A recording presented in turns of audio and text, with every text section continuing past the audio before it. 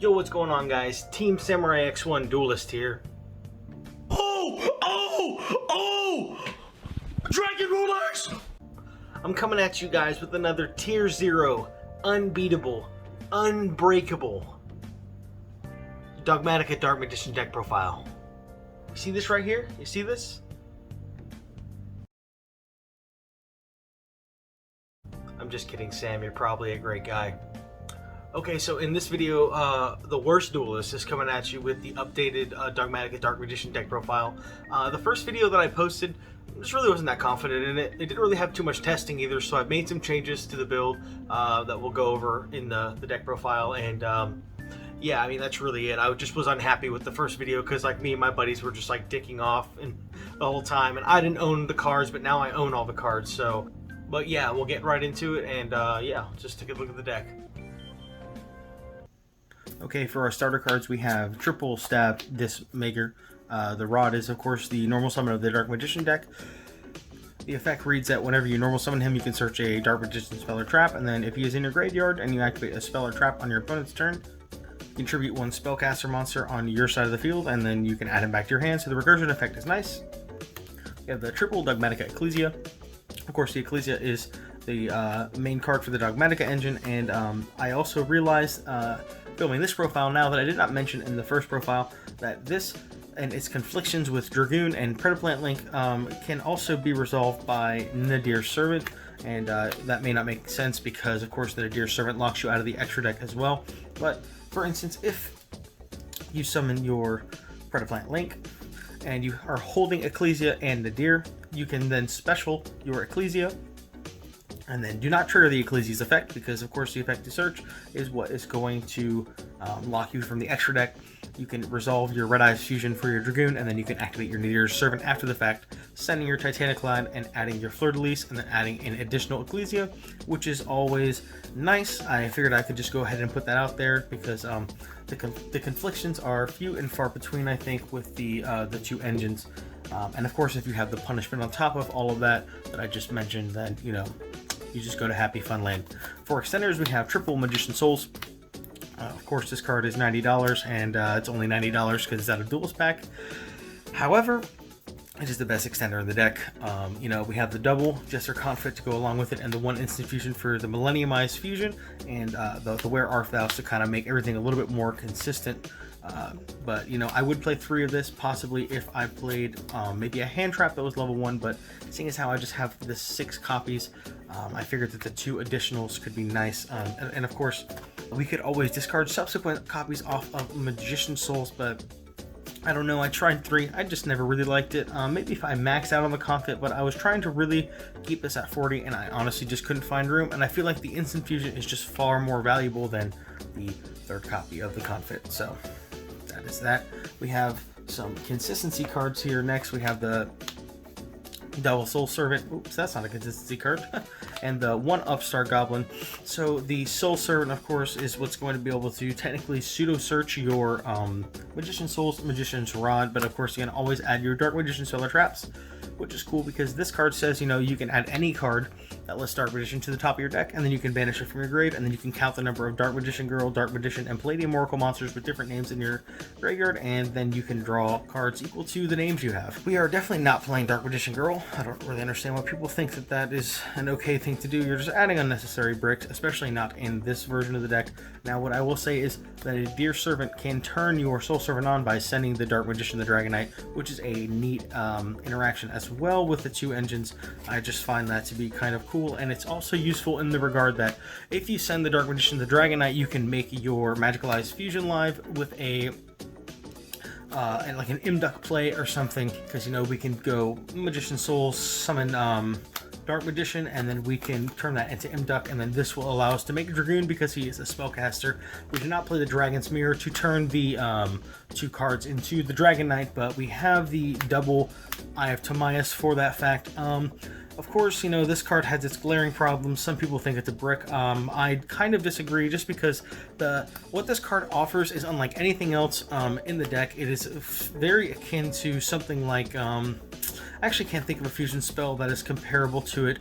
I'm sure there is something and I'm just forgetting it, but Yeah, I feel like it's just a very unique effect. The fact that it's not searchable is unfortunate, but we have a lot of consistency going on in here. So, you know, even with cards like, you know, Soul Servant for the extra draw, the Upstart for the extra draw, if we are finding it off of our Dark Magical Circles, maybe we can get into it, maybe we can't. Either way, I play it just for the just in case, and just, you know, the fact that it is quite free to get Dragon Knight and Dragoon. So for our defensive cards, we actually have a slew of defensive cards. It's quite nice.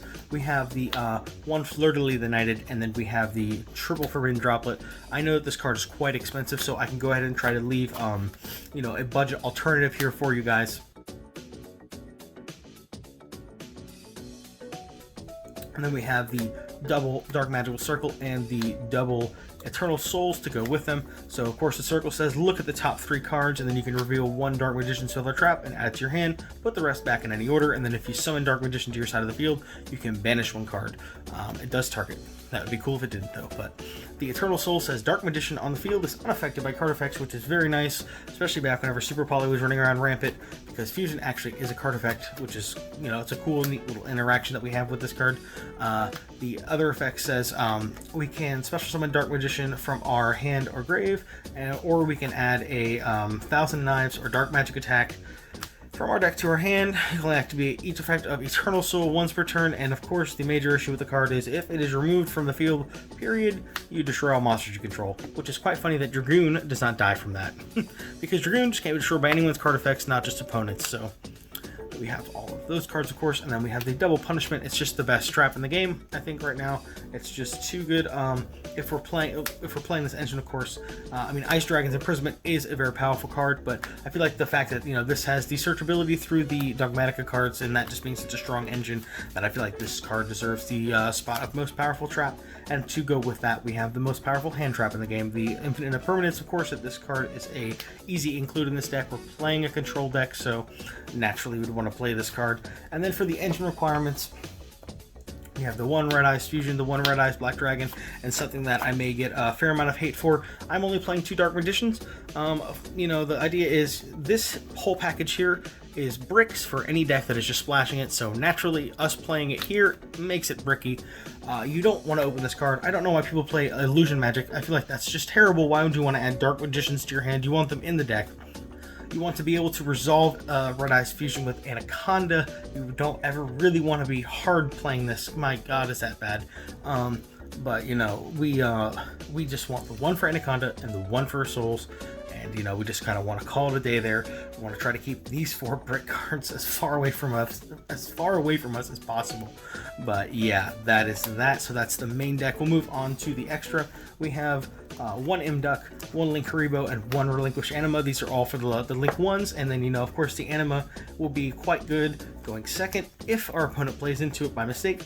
So that is a cool little surprise factor that we can have on them. A free removal or beta negation, however you look at it. When the Link 1 Magistus link comes out, we can definitely include that as well, because that will make our you know, our Magician's Rod just so much better, in the sense that that card right now, the rods are the only thing that, you know, if we open that with Ecclesia, it kind of is a tad bit redundant, you know, because we're wanting to resolve both of them, but we don't have a extra deck monster we can get out if these are the only 2 monsters in our hand.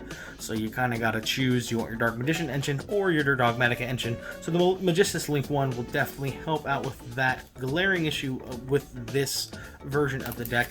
However, we can kind of just play with what we have for now.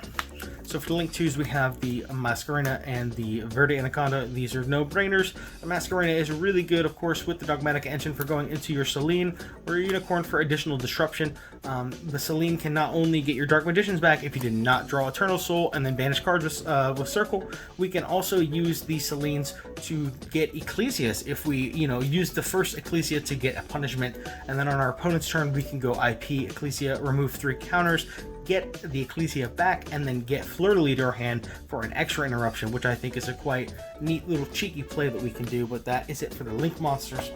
Fusions, we have, you know, the Dark Dragoon, what's his name? The Dragon Knight. It's actually my favorite Yu-Gi-Oh card. I don't know why I forgot his name.